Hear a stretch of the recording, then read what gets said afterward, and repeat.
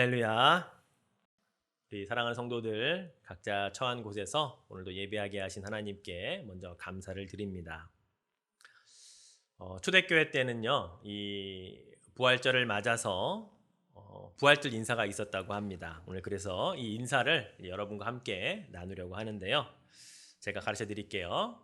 자, 첫 번째 제가 먼저 여러분들을 향해서 주님이 부활하셨습니다 라고 그렇게 제가 이야기를 하면 이제 여러분이 화답을 하기를 우리도 부활합니다 이렇게 이야기를 하십니다. 그러면 저와 여러분이 다 함께 할렐루야 라고 이렇게 인사를 하는 겁니다. 이게 초대교회 때 부활절날 부활 예배 때 함께 했던 인사라고 하죠.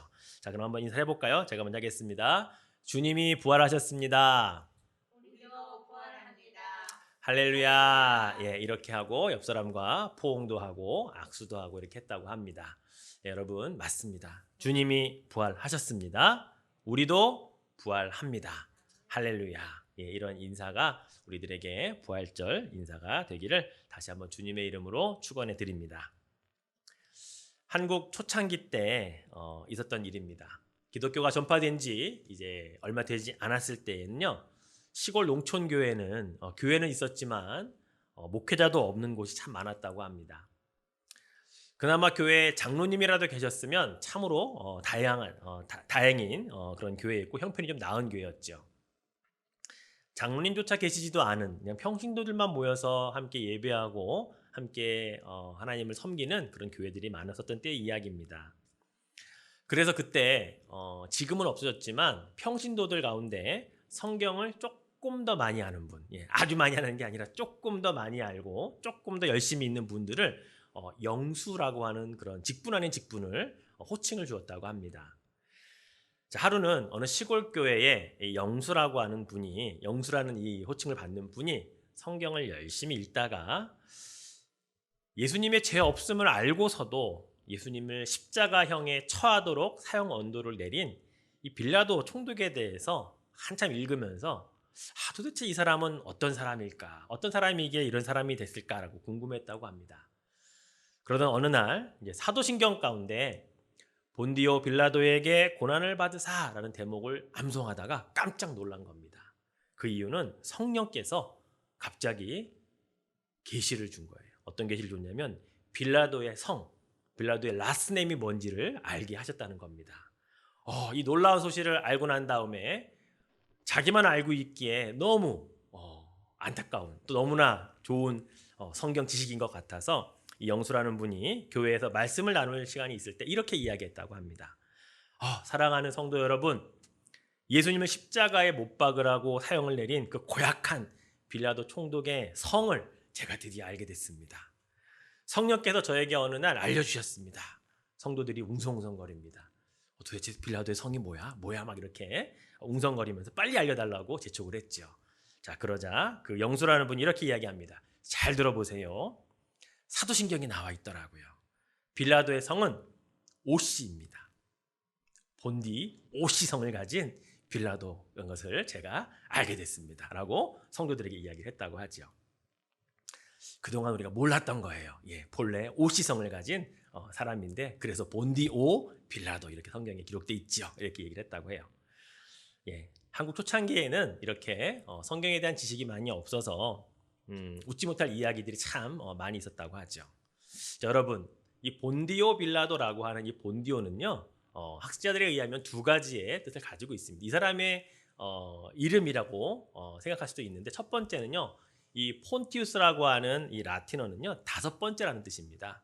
즉 빌라도가 유대 총독 중에 다섯 번째 총독이었거든요. 그래서 본디오 빌라도 그러면 다섯 번째 유대 총독이라는 뜻을 가지고 있는 게 본디오 빌라도다. 그래서 사실은 본디오는 이름이 아니고 다섯 번째라는 말이고 그의 이름이 빌라도다. 이렇게 이야기하는 학자들이 있습니다. 또 두 번째는요, 이 빌라도가 군인 시절에 포로로 붙잡혀갔던 지역에서 목숨을 걸고 로마 황제를 위해 싸우다가 공을 세웠다고 합니다. 그래서 황제가 그 지역, 그가 싸웠던 지역이 본도라고 하는 지역이었어요. 폰투스라고 하는 지역이었는데 이 지역에서 공을 세운 이 빌라도 이름 앞에 그래, 너는 그곳에서 공을 세운 사람이다. 그래서 본디오, 폰티우스 빌라도라고 하는 이름을 줬다고 합니다. 그래서 그거를 본디오 빌라도라고 부르게 했다. 이런 학자들의 설도 있습니다. 어쨌든 이 로마의 황제로부터 총애를 받았고요.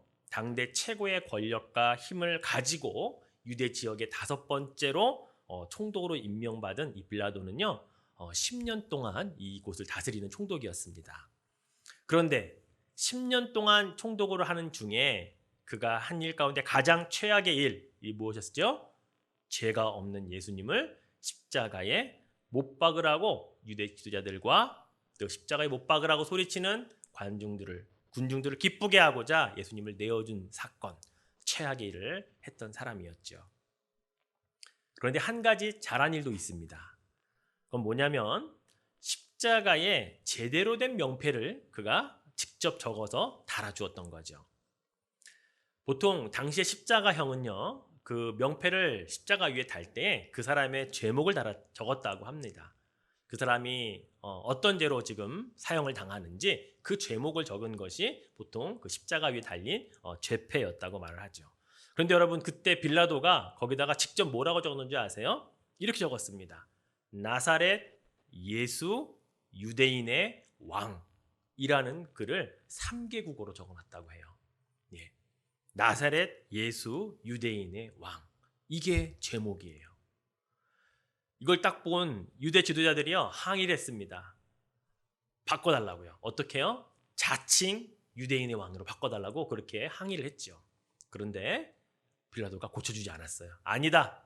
나사렛 예수 유대인의 왕 그냥 그대로 갈 거다. 그래서 이 이름은 어떻게 보면 죄명이 아니고 이분이 누구인지를 온 세상 사람들에게 지금까지 알려주는 죄패가 아니라 그분의 신분 또 그분이 어떤 분인가를 알려주는 그러한 이름패가 되었다는 사실이죠. 이거 하나만큼은 빌라도가 잘한 것 같아요. 그렇습니다. 사람들은요 나사렛에서 무슨 선한 것이 나오겠느냐라고 아무도 기대하지 않았던 이 유대 지도자들의 이 무시와 모함을 뒤로하고 나사렛이라는 이름이 적힌 겁니다. 예수, 인류를 그들의 죄에서 구원할 자, 바로 그 이름이 적힌 것입니다. 그리고 다윗의 후손으로 이 땅에 메시아로 오신 그분은 유대인의 왕으로 오셨던 것이죠. 이것이 바로 십자가에 빌라도가 적어놓았던 예수님의 그 위치이며 그분의 진짜 모습이었다라는 사실이죠. 그 십자가에서 나사렛 예수 유대인의 왕이 돌아가셨고요. 그리고 3일 만에 살아나신 것을 기념하는 부활절. 바로 우리는 부활주일로 지금 이렇게 예배를 드리고 있다라는 사실에 여러분 감사하시기를 바랍니다. 그런데 여러분 왜 이 부활절이 믿는 사람들에게는 기쁨과 의미가 있는 반면에 교회 밖 사람들, 믿지 않는 자들에게는 아무런 감흥이 없을까요? 아니 왜 믿지를 못하는 것일까요? 그 이유는 이 부활이라고 하는 것에 대한 영역 때문입니다. 부활은 인간 경험 너머에 있는 영역이기 때문이에요. 다시 말해서 인간이 경험할 수 있는 최대 영역은 태어나는 날부터 죽는 날까지가 그들이 경험할 수 있는 최대치거든요. 그런데 부활은 이 죽음 이후에나 있어야 될 경험이기 때문에 그들은 믿지 못한다는 거예요. 그래서 교회 밖 사람들을 향해 우리는 믿음이 없다고 표현하지만 사실 그들 차원에서 보면 인간 경험 너머의 사건을 어떻게 믿어라고 말하는 것은 너무나 당연한 거고 오히려 그것을 믿는 우리들이 이상하게 보일 수도 있다는 사실입니다. 사람들이 죽음을 인생의 끝이다라고 말하는 사람들이 많이 있지요. 그래서 자신이 경험할 수 있는 이 최대치 마지막 단계인 죽음을 그 사람들이 두려워하는 겁니다. 죽는 순간까지 죽지 않으려고 안간힘을 쓰는 그런 사람들을 볼 때 바로 그 이유가 여기에 있다는 것을 우리가 알게 되죠. 이 땅을 살고 간 수없이 많은 사람들 중에 여러분 죽지 않으려고 늙지 않으려고 애썼던 많은 사람들이 있었던 것을 여러분 아실 겁니다. 그 가운데 우리가 잘 알고 있는 우리 중국의 진시 황제, 불로초를 구해오라고 사람들에게 막 시켜서 내가 그것 먹고 영원히 내가 늙지 않겠노라고 그랬던 진시 황제 늙어 죽었습니다. 또 여러분 중국의 많은 왕들은요 무덤에 자신들이 묻힐 때 자기가 쓰던 모든 생필품 또 귀중품 같이 묻었습니다. 그리고 자기와 함께 자기를 보필했던 군사와 시녀들, 하인들까지 그 가운데 생매장했다고 합니다. 왜 그랬는 줄 아세요? 나중에 다시 환생을 하면, 다시 태어나면 이 모든 것을 내가 다시 누리겠다라고 하는 생각을 했기 때문이라는 거예요. 예. 죽음 이후에 삶을 생각하긴 했지만 그러면 내가 다시 살아서 지금 누리고 있는 이 모든 것들을 다시 누리겠다. 예, 화면 보여주세요. 예, 이 많은 것들을 지금 많은 사람들이 발굴해내는데요. 엄청나게 많은 이 뼈들도 나오고 소장품도 나오는 것을 지금 많은 사람들이 발견한다고 해요. 언젠가 다시 환생하면, 살아나면 이걸 다 즐기겠다라고 하는 생각을 갖고 이런 일들을 했다고 하죠. 근데 여러분, 옛날에만 이런 일이 있는 줄 알았는데 아니더라고요. 우리 미국에서 보니까요, 1967년, 지금으로부터 33년 전에요, 미국의 심리학자였던 제임스 배드포드라고 하는 교수가 있었습니다. 이 사람이 신장암이라고 하는 시한부 판정을 받고 나서요, 어떻게 내 인생을 마감할까 고민하던 중에 애리조나주에 있는 알코어 생명 연장 재단, 알코어 라이프 익스텐션 파운데이션이라고 하는 곳에서 냉동 보존 기술을 이제 막 시작해서 사람들에게 선전을 했는데, 이 신장암 치료법이 언젠가 다시 발견이 되고 나오면 내가 그때 다시 냉동에서 풀려서 내가 병을 고치리라, 이걸 믿음을 믿고요, 살아있는 상태에서, 죽은 다음에 간 게 아니고 살아있는 상태에서 영하 196도의 액체 질소 탱크 안으로 스스로 들어갔던 사람이 있었습니다. 바로 이 사람이 당시에 미국의 심리학자였던 이 제임스 배드포드라고 하는 사람이에요. 아직까지도 냉동 질소 보관 탱크에 들어가 있다고 합니다. 여러분이 이 야구를 좋아하시는 분 아실지 몰라요. 유명한 메이저리거 타자 가운데 보스턴 레드삭스의 마지막 4할을 쳤던 타자라고 알려져 있는 테드 윌리엄스, 이 사람은요, 자기 목만 잘라서 죽은 다음에 거기에 집어넣는데 지금까지 있다고 해요. 왜 목만 넣는 줄 아세요? 사람의 모든 기억은 이 뇌가 가지고 있기 때문에 나중에 이 육신의 모든 것은 갖다 붙인다는 겁니다. 그래서 이 목만 잘라서 지금 냉동 보존하고 있대요. 물론 전신을 보존하면 그 당시에 12만 불, 이 얼굴만 잘라서 보존하면 5만 불, 좀 비용이 저렴해서 그렇게 했다라는 사람도 있어요. 이 테드 윌리엄스의 아들이 백혈병으로 죽었거든요. 이 아들은 전신 냉동 보관하고 있다고 합니다. 지금까지요. 여러분, 이게 우리가 살고 있는 지금 이 시대에 일어나고 있는 일들이에요. 더 대단한 거 알려드릴까요? 현재 애리조나주에 있는 이 엘코어 생명 연장 재단에 냉동되어 있는 사람의 숫자가 나와 있습니다. 168명입니다. 그리고 내가 죽으면 이것에 들어가겠다고 신청해 놓은 사람이 총 멤버가 다 합치면 1708명이 지금 기다리고 있다고 합니다. 우리들의 이야기입니다. 우리 시대에 부활에 대한 것을 믿지 않고 생명을 연장해서 언젠가 내가 죽은 다음에도 이 죽음으로 인한 것을 치료할 수 있는 때가 오면 다시 살아날 것이라고 하는 이 믿음을 가진 자들의 일들이 이렇게 벌어지고 있다는 거예요. 미국에 이런 데가 3군데 있는데요. 그 중에 한 군데가 오레곤에 있습니다. 예, 셀럼에 있어요. 예, 오레곤 크라이오닉스라고 하는 이 재단이 이 오레곤에도 역시 이것을 지금 하고 있는 것을 제가 살펴볼 수 있었습니다. 이렇게 냉동 보존되어 있는 사람들을요, 최초로 소생시킬 그 때를 사람들이 정했다고 합니다. 어떤 학자들에 의하면 2045년에 최초로 이것을 냉동인간을 꺼내서 이제 그 사람의 질병이나 또는 그 사람의 것들을 고칠 수 있으면 고쳐보려고 하는 시도를 앞으로 25년 후에 할 것이라고 전문가들에 의해서 예견이 되어 있다고 합니다. 여러분 어떠십니까? 귀가 솔깃하세요? 아니면 여러분도 혹시 돈만 있으면 나도 이거 한번 해봐야지 라고 생각하는 분이 계십니까? 아니면 아유 믿겨지지도 않고 저 돈 낭비야 라고 그냥 이렇게 무시해버리는 그런 마음을 가지고 계십니까? 우리는 아마 저를 비롯해서 한숨이 내쉬어질 수도 있고요. 저게 어떻게 가능해? 저건 헛된 일일 거야 라고 그렇게 생각하는 분들이 있을 거예요. 근데 그 믿음은 우리가 천국에 대한 소망이 있기 때문이에요. 우리가 부활할 것이라고 하는 소망이 있기 때문에 우리는 그 이야기를 거스떠 보지 않게 된다는 사실이에요. 그게 우리 안에 부활의 신앙이고 부활의 믿음이기 때문이라는 거죠. 우리가 냉동 보존 기술에 대한 믿음이 전혀 없기 때문에 우리는 믿지 않는 거거든요. 마찬가지입니다. 세상에 부활에 관한 이야기를 아무리 해주어도 우리가 냉동 보존 기술에 대해서 믿지 않는 것처럼 그들도 부활에 대한 것을 믿지 않는 거예요. 같은 위치예요. 믿음이 없기 때문이죠. 예수 그리스도의 부활에 대한 믿음은 인간이 경험할 수 있는 너머의 사건에 대한 영적인 우리의 반응이거든요. 하나님이 우리에게 믿음을 주셔서 선물로 주셔서 그 믿음 때문에 우리가 믿게 된 거거든요. 그런데 하나님의 선물을 받지 않은 자들, 받기를 거부한 자들에게는 이게 믿어지지 않는 것 너무나도 당연한 이치라는 사실입니다. 그래서 오늘 우리가 예수님의 부활을 믿는다라고 하는 것은 우리는 인간 경험 너머의 사건을 믿음으로 영적으로 반응하고 있다는 사실입니다.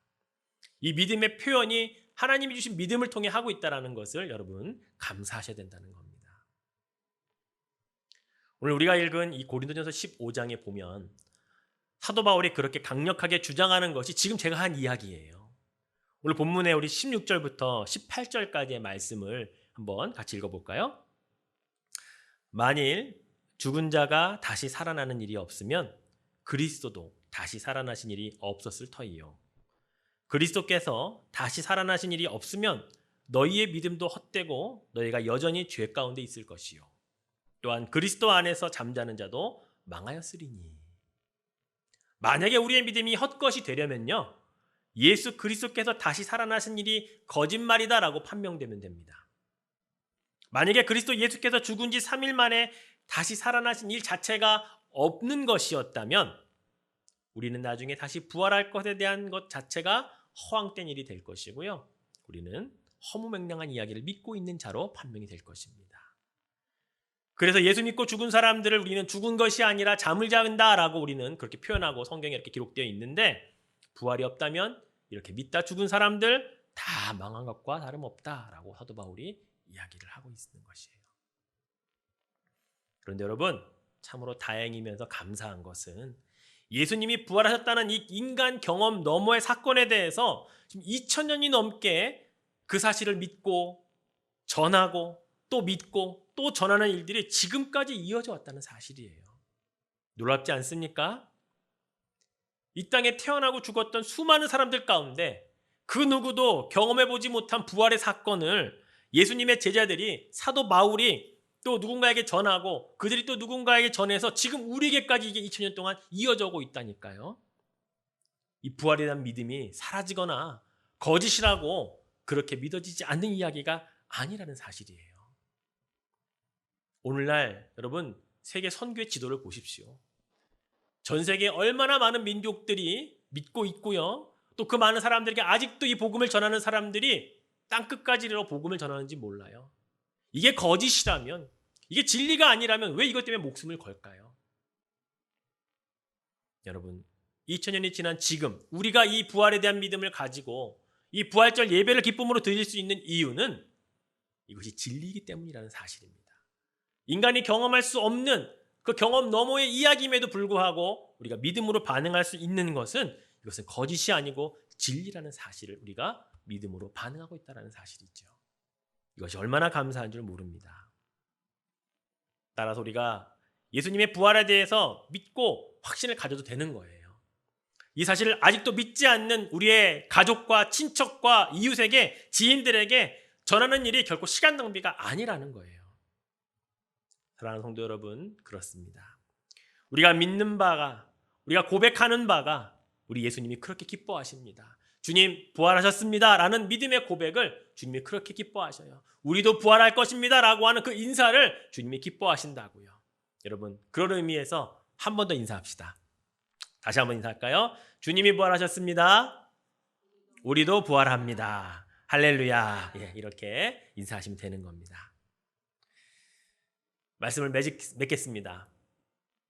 한 크리스찬 청년이요, 크리스찬 잡지를 편집을 하는 편집장님에게 이런 편지를 썼다고 해요. 편집장님께, 제가 지난 주간에 예수 믿지 않는 한 교수님으로부터 예수는 죽은 것이 아니고 십자가에서 기절했을 뿐이다. 그리고 그의 제자들이 예수를 잘 간호해서 회복시킨 것이지 결코 죽었다가 부활한 것이 아니다라는 말을 들었습니다. 편집장님의 의견을 듣고 싶습니다. 라는 편지를 썼다고 해요. 편집장님이 그 청년에게 이렇게 답장을 보냈습니다. 형제에게 끝에 쇠뭉치가 달린 9가닥으로 된 가죽 채찍으로 그 교수님을 39번 매질하십시오. 그리고 그 교수님을 십자가에 매달되 양손에 굵은 못으로 박고 발등도 못으로 박으십시오. 그렇게 떼약볕에서 6시간 동안 매달아 놓으십시오. 아울러 창으로 가슴을 찔러 피와 물이 다 쏟아지게 하는 것을 잊지 마십시오. 그리고 그를 십자가에서 내린 후에 공기가 전혀 안 통하는 무덤에 넣고 30시간을 놓아두십시오. 그리고 그 무슨 일이 그 교수님에게 일어나는지 살펴보십시오. 기절했는지 죽었는지. 편집장으로부터 이런 편지를 보냈다고 합니다. 여러분, 예수님이 부활하신 그 돌 무덤이라는 역사적인 현장에 부활 아침에 가장 먼저 달려갔던 여인들이 있었습니다.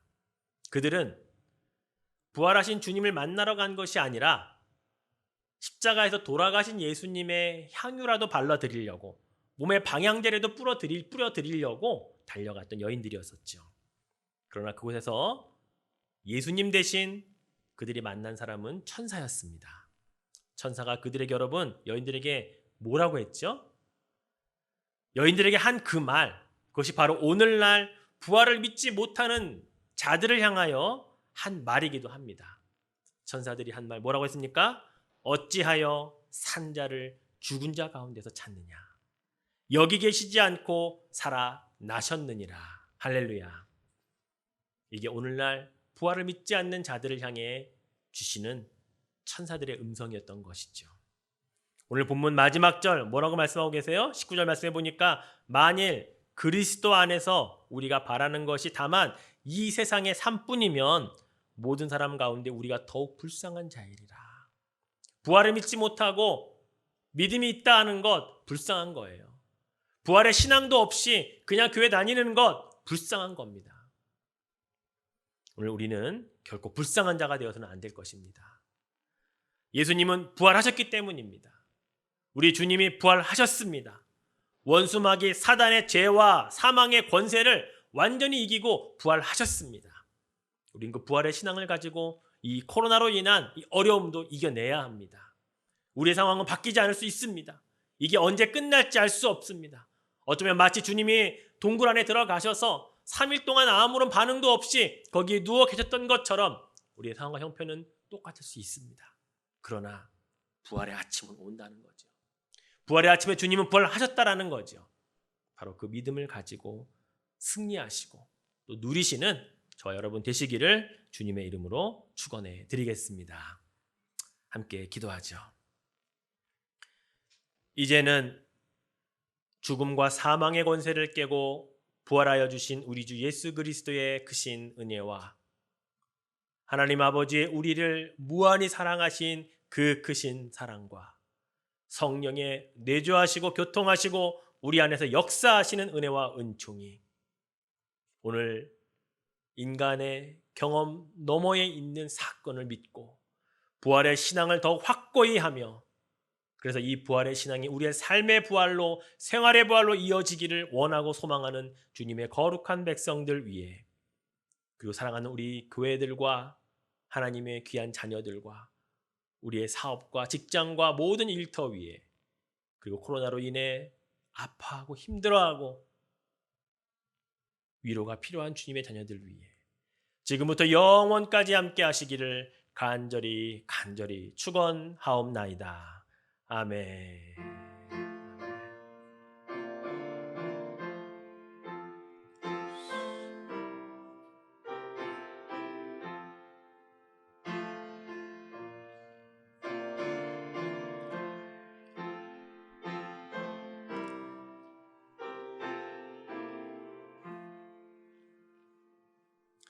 이것으로 우리 온라인 부활주일 예배를 마치도록 하겠습니다. 한 주간 동안 승리하시고 또 수요일 날 온라인 또 수요 우리 기도 세미나 때 뵙겠습니다. 여러분 한 주간 동안 승리하시기 바랍니다. 감사합니다.